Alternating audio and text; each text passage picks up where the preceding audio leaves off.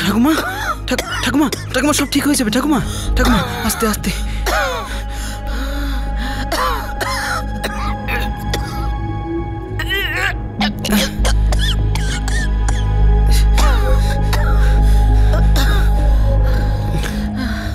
সামনে কাকিমা, সামনে সামনে সামনে সামনে, সাবধানে। হ্যাঁ কাকিমা, ওই সামনে অটো আছে, ওখানে। আস্তে, সাবধানে সাবধানে কাকিমা, সাবধানে। এসো এসো এসো, সাবধানে সাবধানে কাকিমা। ওঠো ওঠো ওঠো, সাবধানে। এই তো এই তো এই যে এই যে, ঠিক আছে ঠিক আছে ঠিক আছে। আস্তে ঠাকুমা। হ্যাঁ একদম সাবধানে। দীপক দাদা, তুমি মা আর বাবাকে খবর দিয়ে দেবে? হ্যাঁ হ্যাঁ, আমি ওনাদের বলে দেবো। তুই একদম চিন্তা করিস না, তুই শিগগিরই হাসপাতালে পৌঁছে। ঠিক আছে, চলো চলো।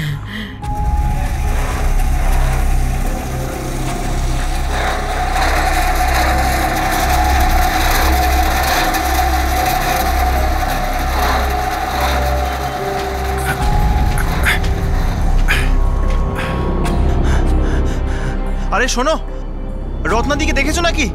ও রত্নাদি! আরে রত্নাদি, গোপালের ঠাকুমার শরীর খুব খারাপ হয়ে গেছে। গোপাল ওনাকে নিয়ে হাসপাতালে গেছে। হে ভগবান! আরে ও গোপালের বাবা! গোপালের বাবা! কি হয়েছে? আরে মায়ের শরীর আবার খারাপ হয়েছে। গোপাল তো হাসপাতালে নিয়ে গেছে। হে ভগবান, আবার হাসপাতালে?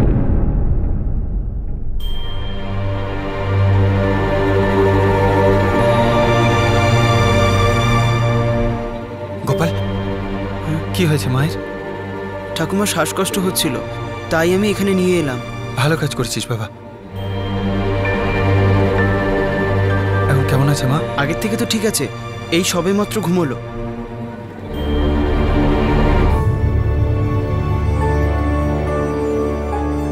স্যার, দ্বিতীয়বার ট্রিপ দিয়েছি। এনার বিপিও এখন আনস্টেবল। ইনি চতুর্থবার এলেন না হাসপাতালে? হ্যাঁ ডাক্তারবাবু, গত 2 মাসে 4 বার অসুস্থ হয়েছিল। এনাকে পুরো চেক আপ করা দরকার। এনার বুকেতে কনজেশন রয়েছে, তার মানে হলো ওনার বুকেতে জল জমেছে। অবস্থা খুবই খারাপ। ডাক্তারবাবু, ওষুধ খেলে কি ঠিক হবে না? এবারের জন্য আমি ওষুধ লিখে দিচ্ছি, কিন্তু এনার অবস্থা এমন নয় যে বারবার ওনাকে হাসপাতালে নিয়ে আসা যাবে। আমি বলছি যে ওনাকে এখানে অ্যাডমিট করিয়ে দিন আর সমস্ত চেক আপ করিয়ে নিন। কিন্তু ডাক্তারবাবু, খরচ তো অনেক হবে, তাই না? আপনার কাছে যদি বিপিএল কার্ড থাকে খরচেও কিছু ছাড় পাবেন আপনি, কিন্তু কিছু কিছু খরচা তো করতেই হবে। আর হ্যাঁ, ওনার অবস্থা কিন্তু খুবই খারাপ। ডাক্তারবাবু, আপনি ওষুধপত্র লিখে দিন, আমরা পরে এসে ঠাকুমাকে ভর্তি করে দিয়ে যাব। ওকে, যেটা ঠিক মনে করবেন।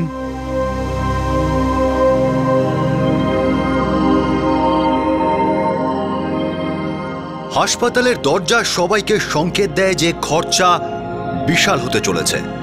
আর হাসপাতালের দরজায় দাঁড়ানো মানুষটা যদি গরিব হয়, তাহলে এই সংকেত বিপর্যয়ের রূপ নেয়।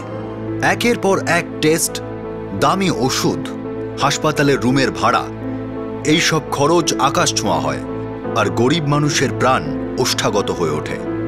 গোপাল আর তার পরিবার উত্তরপ্রদেশে বাস করত, যারা 10 বছর আগে মুম্বাইয়ের বরিওয়ালি এলাকায় এসে থাকতে শুরু করে। গোপালের মা বাবা একটা বিল্ডিং কনস্ট্রাকশন সাইটে কাজ করতেন, আর 17 বছরের গোপাল স্থানীয় মিউনিসিপ্যাল স্কুলে পড়াশোনা করত। গোপালের বাবা রঘুরাম তার অসুস্থ মায়ের চিকিৎসা করাবার জন্যে তাকে গ্রাম থেকে মুম্বাইতে নিয়ে আসে। চিকিৎসার খরচ এই মজুর দম্পতির কোমর ভেঙে দিচ্ছিল। পরিস্থিতি দিন দিন আরও খারাপ হয়ে যাচ্ছিল। 12 জানুয়ারি 2012, বরিওয়ালি, মুম্বাই।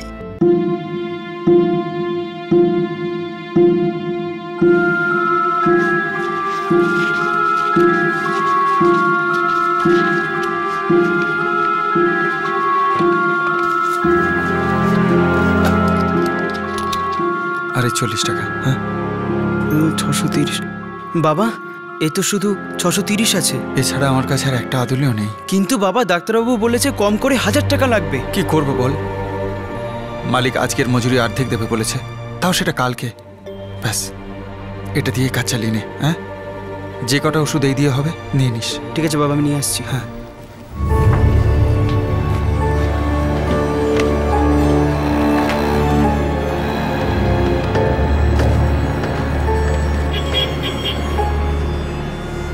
$1755 টাকা। 1755 টাকা? হ্যাঁ, একদম ঠিকঠাকই তো আছে। কিন্তু আমার কাছে তো অত টাকা নেই। তাহলে আগে কেন বলিস নিবে? খালি পকেটে আমাকে দিয়ে এতটা খাটালি কেন? আমার কাছে তো শুধু 630 টাকা আছে। 630 টাকা? কোন ওষুধটা রাখবো আর কোনটা বাদ দেবো? এমনিতে তুই বা কি জানবি, চল আমি বাদ দিয়ে দিচ্ছি। দাদা, আমার ঠাকুমা খুব অসুস্থ, তুমি ধার দাও, আমি শোধ করে দেবো। টাকা গুনতে পারিস তো? লেখাপড়া নিশ্চয়ই জানিস। হ্যাঁ। তাহলে এটা দেখ কি লেখা আছে। 630 টাকার ওষুধ দেবো নাকি সব ওষুধ রেখে দেবো? আরে তাড়াতাড়ি বল না। 630 টাকারই দিয়ে দিন।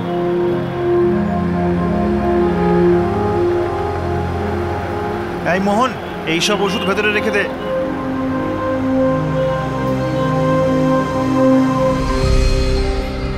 না মা, ওষুধ।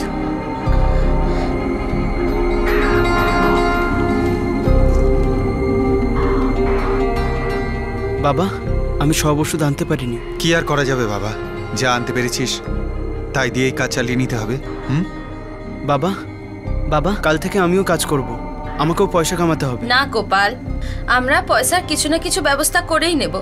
বাবা, তোমার এখন 12 ক্লাস, আর তুই যদি এখন কাজ করিস তাহলে পড়বি কখন? মা, ঠাকুমার অবস্থা খুবই খারাপ, যদি ঠিকমতো চিকিৎসা না করি তাহলে ঠাকুমা মরে যাবে। তোর ঠাকুমা যদি জানতে পারে যে তুই পড়া ছেড়ে দিয়েছিস, এমনিই মরে যাবে সে।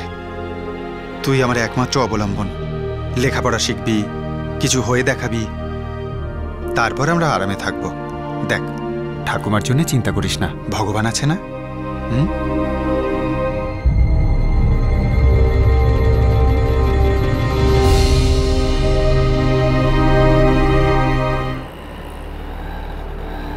কি রে গোপাল, সারাদিন চুপচাপ, আমার জন্য মুড অফ নাকি? না রে, ওসব কিছু নয়। আরে তাহলে সমস্যাটা কি? মুখটা দেখেছিস নিজের? মনে হচ্ছে যেন কোনো শ্মশানের থেকে ফিরে এসেছিস। আমার ঠাকুমা খুব অসুস্থ, আর মনে হয় বাঁচবে না। কি বলছিস তুই? হসপিটালে আছে নাকি?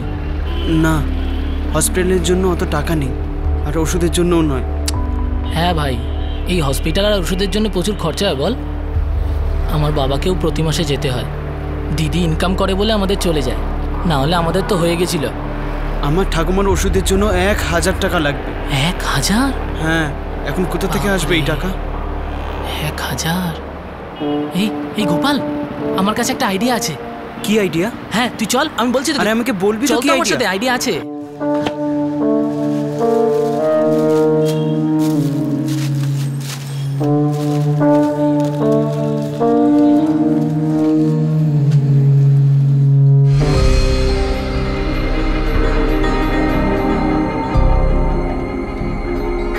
হাজার টাকা পেলি কোথায়? বাবা, আমি আমার বন্ধুর থেকে নিয়েছি, তুমি চিন্তা করো না। কোন বন্ধুর থেকে? মা, তুমি একদম চিন্তা করো না। চিন্তা কি করে করব না? পয়সার জন্য কোনো খারাপ কাজ করিসনি তো গোপাল? না মা, আমি কোনো বাজে কাজ করিনি। Welcome to Bitten world, how may I assist you? নতুন ফ্ল্যাটের জন্য একটা স্ট্যান্ড ফ্যান আর কুলার নেব। এই পচা গরম থেকে একটু স্বস্তি চাই। বাজার চলতে সব ব্র্যান্ড আর ভরসাযোগ্য নয়। তার জন্য তো আমাদের ফ্যান আছে, all purpose bullet table fan, ceiling fan. আমাদের সিলিং ফ্যান কিন্তু 30 মাসের ওয়ারেন্টি সহ পাওয়া যায়। আছে ফারাটা 2 বছরের ওয়ারেন্টি, 17 থেকে 20 মিটার এয়ার ফ্লো, মধ্যবিত্তের সাধ্যের মধ্যে একমাত্র ভরসাযোগ্য ব্র্যান্ড বিটেন। আমাদের কুলারের কিন্তু অনেক range, 45 litres, 50 litres, 70 litres, 90 litres, 110 litres. Honeycomb সহযোগে বিটেনের সব কুলারের ওয়ারেন্টি 1 বছর। চেনা হাওয়ায় অচেনা অনুভূতির জন্য একমাত্র আদর্শ বিটেন। গরমে স্বস্তি পেতে বিটেনের ফ্যান হোক বা কুলার, আজই আনুন বাড়িতে। Beaten, digitally yours.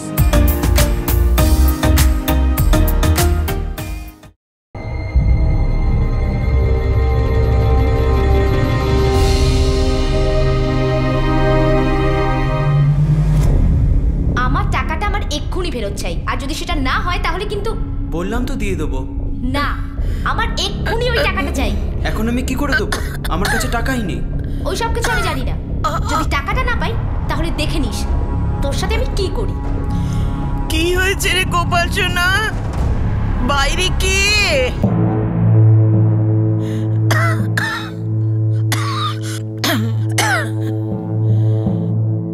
কি হয়েছে রে বাবা? কার সঙ্গে ঝগড়া করছিলি?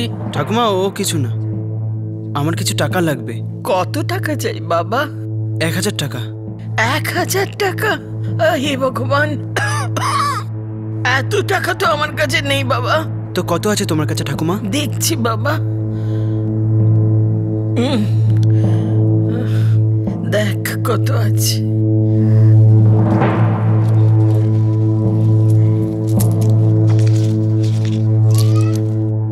ঠাকুমা, এতে শুধু 123 টাকা আছে। ব্যাস সোনা, এটুকুই আছে আমার কাছে। ঠিক আছে ঠাকুমা।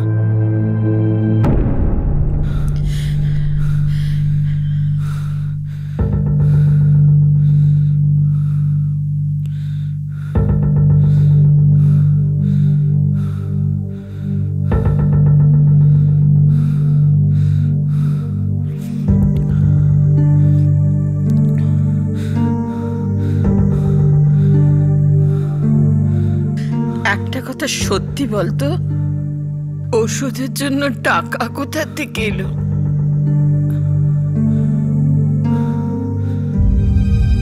ঠাকুমা, তুমি এইসব নিয়ে ভেবো না ঠাকুমা, তুমি শুয়ে পড়ো, তাড়াতাড়ি ঠিক হয়ে যাও ঠাকুমা।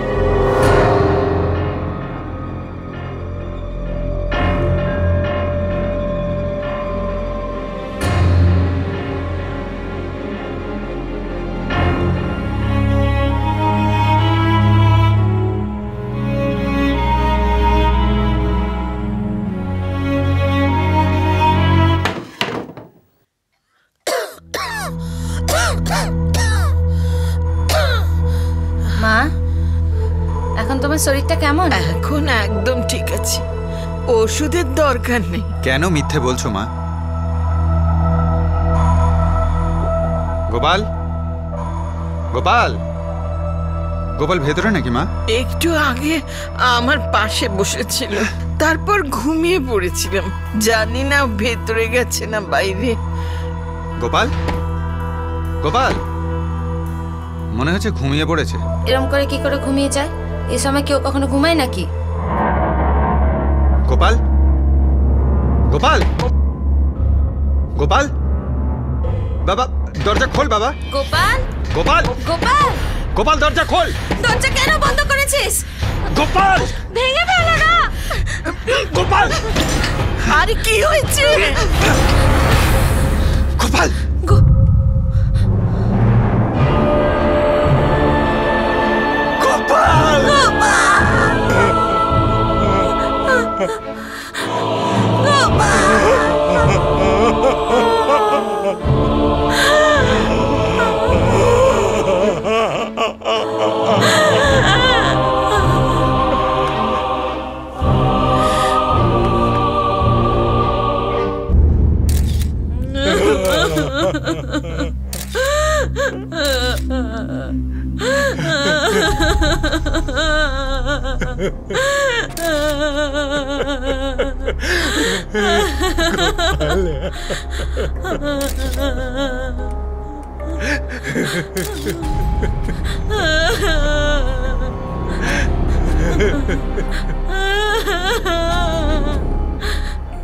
স্যার, কোনো সুইসাইড নোট নেই। কি হয়েছিল? জানি না, আমি আর আমার বউ কাজ থেকে ফিরলাম, দরজা ভেতর থেকে বন্ধ ছিল। আমরা যখন দরজা খুললাম দেখলাম তখন সব শেষ হয়ে গেছে। যখন এসব হয়েছিল বাড়িতে কে ছিল? গোপাল একা ছিল? আমার মা ছিল বাইরের ঘরেতে, মা খুব অসুস্থ।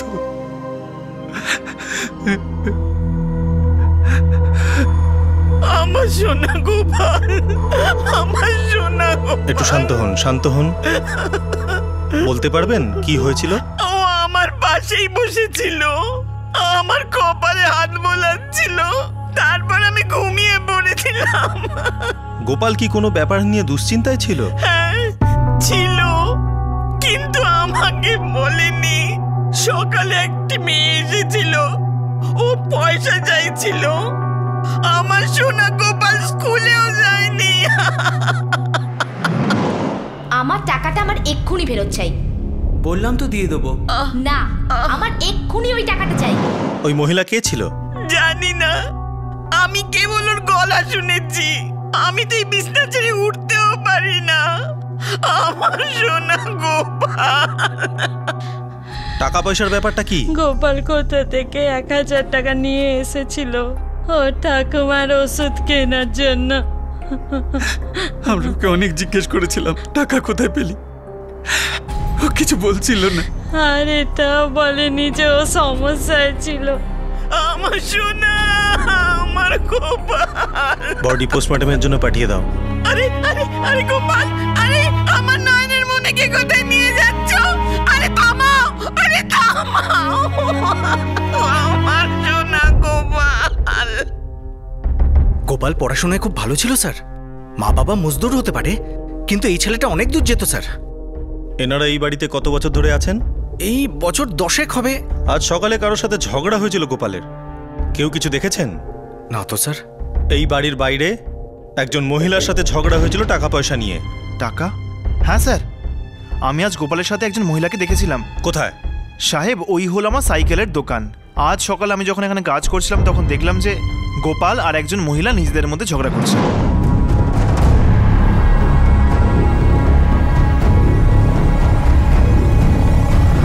সাহেব, আমি অত ভালো করে শুনতে পাইনি, কিন্তু ওরা দুজন ঝগড়া করছিল। গোপালের অবস্থা খারাপ ছিল স্যার। ওই মহিলা কে ছিল? আমি ওকে ঠিক করে দেখতে পাইনি, কারণ ওর পিঠ আমার দিকে ছিল। তুমি বলতে পারো গোপালকে 1000 টাকা কে দিয়েছিল? না স্যার। কোনো সন্দেহ করার কোনো কারণই নেই, এটা পরিষ্কার সুইসাইড কেস। হতে পারে এটা একটা পরিষ্কার সুইসাইড কেস, কিন্তু এর পেছনে নিশ্চয়ই কিছু ঘটে থাকবে। যা কিছু ঘটেছে টাকা পয়সা নিয়ে ঘটেছে। এ তো নিজের ঠাকুমার জন্য ওষুধ আনতে গেছিল। 17 বছর বয়স, কিছু করে ফেলেছে উল্টোপাল্টা, আর ভয় পেয়ে গিয়ে হয়তো আত্মহত্যা করেছে। স্রেফ 1000 টাকার জন্য আত্মহত্যা করেছে। কিন্তু কোথা থেকে এলো ওর কাছে 1000 টাকা?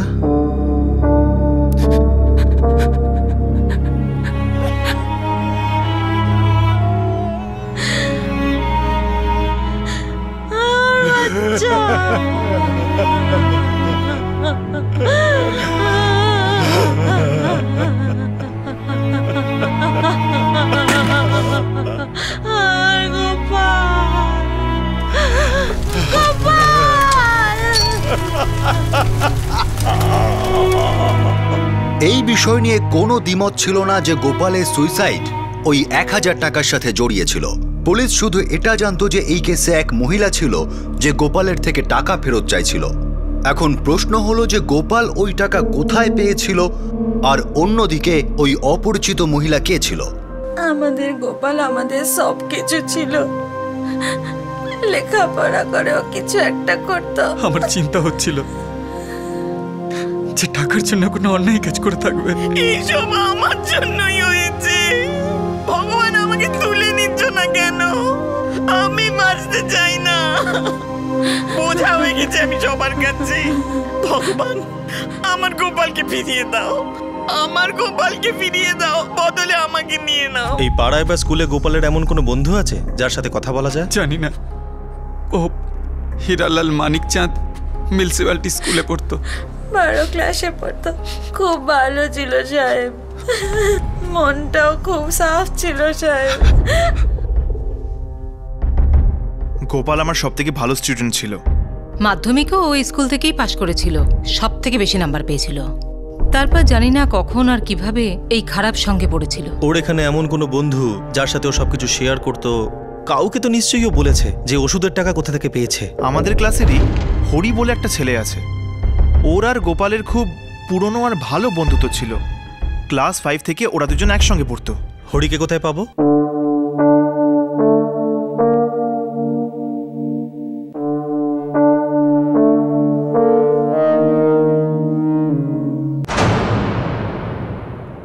হরি, গোপাল কারোর থেকে 1000 টাকা নিয়েছিল, কোনো মহিলার থেকে। তুমি জানো ওই মহিলাকে? না স্যার, আমি জানি না। গোপাল তোমার সবচেয়ে প্রিয় বন্ধু ছিল। হ্যাঁ স্যার। না, তুমি ওর সবচেয়ে প্রিয় বন্ধু নও। তুমি কিছু লোকাচ্ছ, আমাদের সাহায্য করছো না। না স্যার, এমন কোনো ব্যাপার না, আমি সত্যি কিছু জানি না। ভেবে দেখো হরি, যদি তুমি কিছু লোকাও সেটা খুব খারাপ হবে, আর সেটা নিজের বন্ধুর সাথেও বেইমানি করা হবে।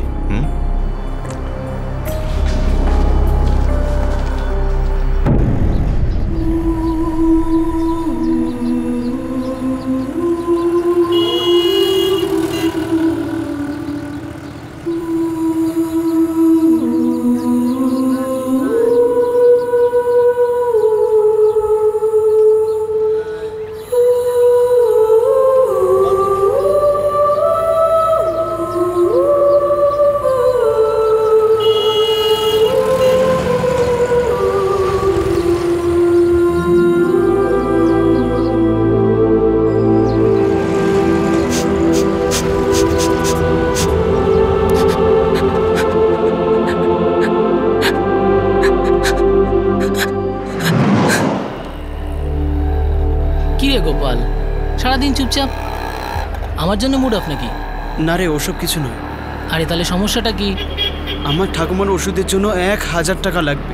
1000? হ্যাঁ, এখন কোথা থেকে আসবে এই টাকা? 1000? এই গোপাল, আমার কাছে একটা আইডিয়া আছে। কি আইডিয়া? হ্যাঁ তুই চল, আমি আমাকে বলবি তো কি আইডিয়া? চল তো আমার সাথে, আইডিয়া আছে।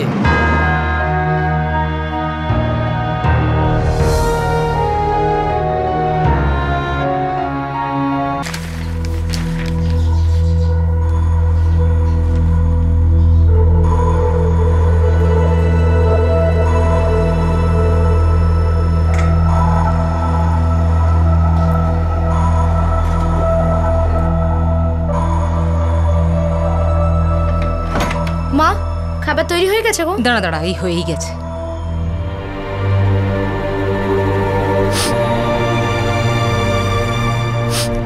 আরে হরি, কাঁদছিস কেন? দিদি, তুমি আমার বন্ধুকে মেরে ফেলেছো। তুমি খুনি। তোমার জন্য গোপাল নিজের জীবন দিয়ে দিয়েছে, তুমি মেরেছো ওকে। চুপ! আর দ্বিতীয়বার এইরকম কথা মুখ থেকে বার করবি না। আরে তোর লজ্জা করে না তোর নিজের দিদিকে খুনি বলতে? আরে ওর জন্যে তোর পেটে খাবার জোটে। এই পোশাক পরে আছিস, স্কুলে যাস তুই। গোপালের তার ঠাকুমার ওষুধের জন্য টাকার দরকার ছিল দিদি, ও সমস্ত টাকা ফেরত দিয়ে দিত। ও ঠিক দিয়ে দিত দিদি।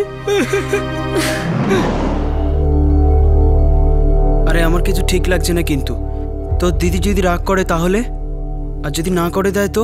আরে না, ও বারণ করবেই না, আমি চিনি তো। তুই দাঁড়া এখানে, আমি এক্ষুনি আসছি। হ্যাঁ মা, বাবা, নীনা দিদি কাজের থেকে ফিরেছে কি? না রে বাবা, কি দরকার আছে? কিছু না। আরে বল।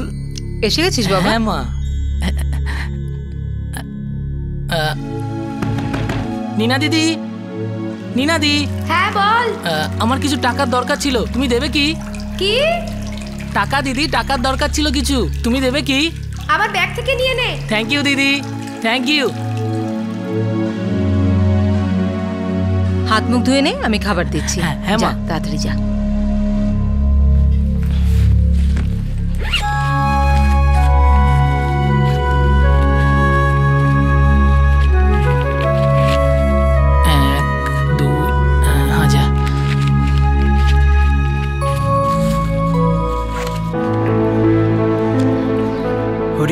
এই টাকা যত তাড়াতাড়ি সম্ভব তোকে ফেরত দিই। আরে তাড়াতাড়ি গিয়ে তুই আগে ওষুধটা কেন, টাকাটা পরে দিস। দিদির কোনো প্রবলেম নেই। থ্যাংক ইউ রে। আরে চল চল, আমার থ্যাংক ইউ বলছি। আমি যাচ্ছি। Bye bye.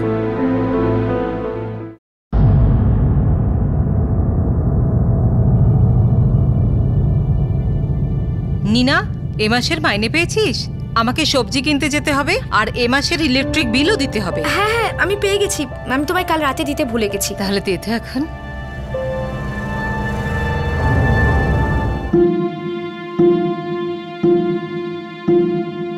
মা, এখানে তো শুধু 4000 আছে, এখানে তো 1000 টাকা কম। হে ভগবান, তুই এবার কোথাও ফেলে টেলে দিসনি তো? না না মা, দুবার গুনে আমি পার্সে রেখেছিলাম। তাহলে পার্সের মধ্যে হবে নিশ্চয়ই। তুই ভালো করে দেখেছিস তুই? হ্যাঁ। কোথায় গেল? এখানে কোথাও তো নেই দেখছি। এখন কি করব? সারা মাসের খরচ পড়ে আছে।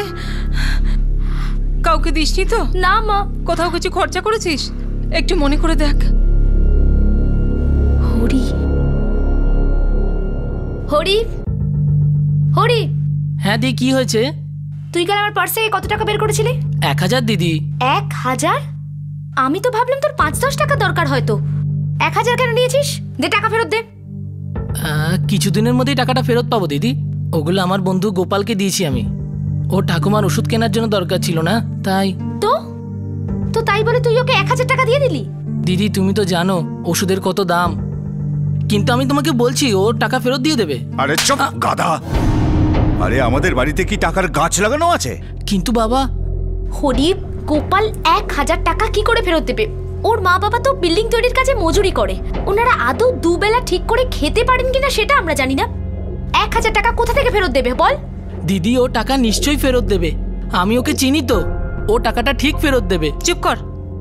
ও তোকে বোকা বানালো আর তুইও বোকা বনে গেলি? না মা, ওরে না মানে। মায়ের সুপুত্তর, তোর দিদির কষ্টের রোজগার এটা। ও দিন রাত কাজ করে পয়সা জোগাড় করে, আর তুই লাট সাহেবের মতো ঘুরে বেড়াস। হ্যাঁ, আর বন্ধুদের টাকা পয়সা বিলিয়ে বেড়াচ্ছিস। আমাকে গোপালের ঠিকানাটা দে, আমি এক্ষুনি ওর বাড়ি গিয়ে টাকা ফেরত নিয়ে আসছি।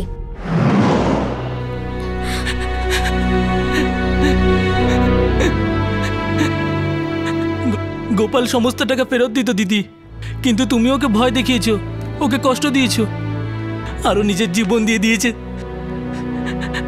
হরি হরি হরি হরি, আমার কথাটা শোন। হরি হরি শোন আমার কথা। হরি হরি।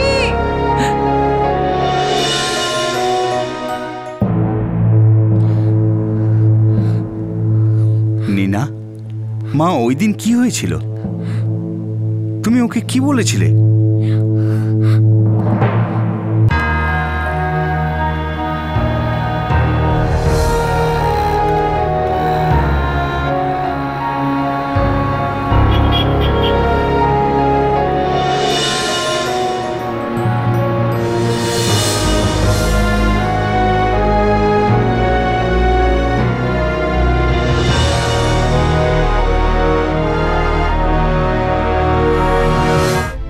আর ওখানে যে ভাঙচুর হচ্ছিল, গন্ডগোল হচ্ছিল, সেগুলো কি? স্যার স্যার স্যার আমি জানি স্যার কি হয়েছে। এই দাঁড়াও, ছেড়ে দাও ওকে, বলো। স্যার স্যার আমি জানি ওই মহিলাটি কে, যে গোপালকে টাকা দিয়েছিল। আর স্যার আমি এটাও জানি গোপাল কেন নিজের জীবন দিয়েছিল। আরে চুপ করো, শান্ত শান্ত শান্ত। বলো আমায়, কে ছিল ওই মহিলা? গোপাল সুইসাইড কেন করেছিল?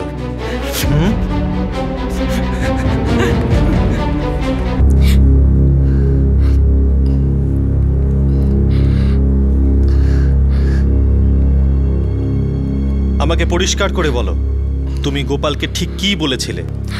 আমার তো শুধু আমার টাকাটা ফেরত পাবার ছিল স্যার। আমি জানতাম না যে ও এত বড় একটা কাজ করে ফেলবে। ওর এত খারাপ লেগে যাবে।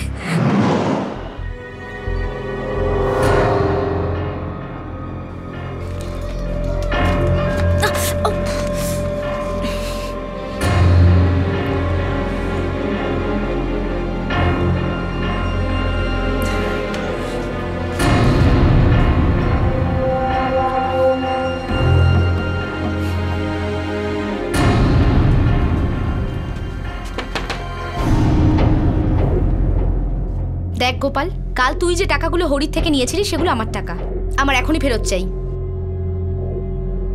1 মিনিট দিদি, একটু বাইরে চলো। দিদি আমি ওই টাকা তো ঠাকুমার ওষুধে খরচা করে দিয়েছি। মিথ্যে কথা বলছিস? কোন ওষুধ কিনিসনি তুই? ফালতু খরচ করেছিস কোথাও। মাই দিব্যি দিদি, আমি সত্যি বলছি। চুপ কর। আমার টাকাটা আমার এক্ষুনি ফেরত চাই, তা না হলে আমি সোজা পুলিশ স্টেশনে গিয়ে তোর নামে কমপ্লেন করে দেবো, বুঝলি তুই? দিদি এরকম করো না, আমি বললাম তো আমি টাকা দিয়ে দেবো। কি হয়েছে রে গোপাল বাবা? বাইরে কে? দিদি 1 মিনিট, আমি ভিতর থেকে আসছি। ভেতরে গিয়ে আমার টাকাটা নিয়ে আয়, পুরো 1000 টাকা। 500 টাকা দুটো নোট ছিল।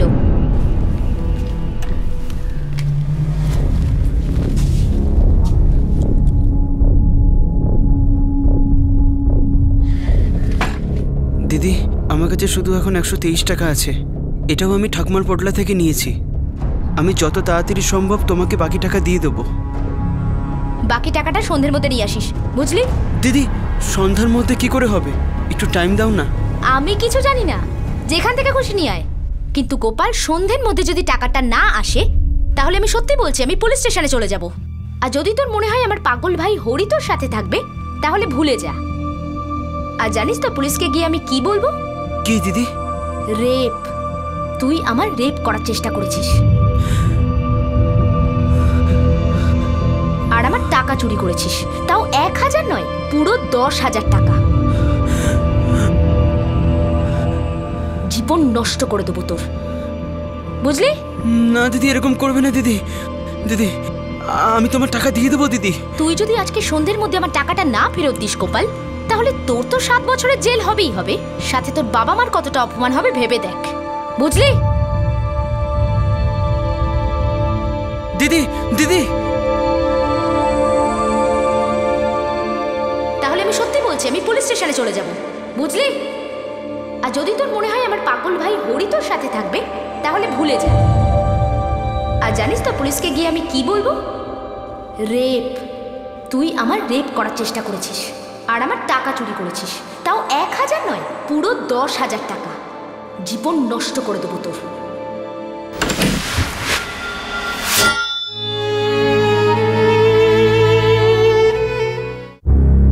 নীনা, তুমি সত্যিই ওই ছেলেটার জীবন নষ্ট করে দিলে। স্যার, আমি তোকে শুধু হুমকি দিয়েছিলাম যাতে ও আমার টাকাটা ফেরত দিয়ে দেয়। আমি সত্যি জানতাম না যে এত বড় একটা কাজ করে ফেলবে। তুমিও তোকে অনেক বড় হুমকি দিয়েছিলে। এক মুহূর্তের জন্য ভাবলে না যে ওর মনে কি প্রভাব পড়তে পারে এতে। ও খুব ভালো ছেলে ছিল, একজন ভালো স্টুডেন্ট, গরিব বাবা মার একমাত্র সম্বল। শুধু 1000 টাকার জন্য তুমি ওকে এত তাচ্ছিল্য করলে যার জন্য আত্মহত্যা করলো। 1000 টাকা আমার কাছে ওর জীবন মৃত্যুর সমান স্যার। আমাদের পরিবারও খুব গরিব, একটা টাকা খুব মূল্যবান স্যার। আমার স্যালারি মাত্র 5000 টাকা, তার মধ্যে বাবার ওষুধ, সংসারের খরচ, হরির পড়াশোনা। ছেঁড়া চটি পরে অফিসে যাই আমি স্যার। 6টা দীপাবলি চলে গেছে, বাড়ির লোকেরা নতুন জামা পর্যন্ত পায়নি। আমার শুধু 2 জোড়া জামা আছে, যেগুলোকে রোজ ধুয়ে ধুয়ে পরি আমি। মাসের শেষে কি হাতে 10-20 টাকাও থাকে না স্যার। আর আমার ভাই হরি 1000 টাকা বের করে গোপালকে দিয়ে দিয়েছে। না খেতে পেয়ে মরতে হতো আমাদেরকে স্যার। সমাজ এই সমস্ত কিছু দেখে না স্যার, কারোর কিচ্ছু যায় আসে না। আর আমি তো শুধু হুমকি দিয়েছিলাম, আমি তো নিজেও খুব ভয় পেয়েছিলাম স্যার যে যদি গোপাল টাকা না ফেরত দেয় আমাদের কি হবে স্যার, আমাদের কি হবে?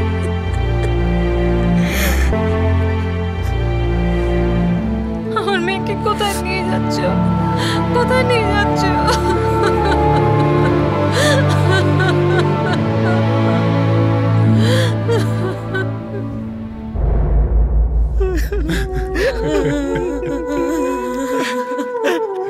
আমার নিজেকে মেরে ফেলা উচিত ছিল। আমি বোঝা হয়ে গেছি সবার। আমার গোপাল আমার জন্য চলে গেল। আমি তোমাদের দুজনের জীবন নষ্ট করে দিলাম। রঘু, আমাকে মাফ করে দিস। রত্না, আমাকে মাফ করে দিও। বেঁচে থাকাটা মৃত্যুর থেকেও কঠিন হয়ে গেল। আমি আর বাঁচতে চাই না।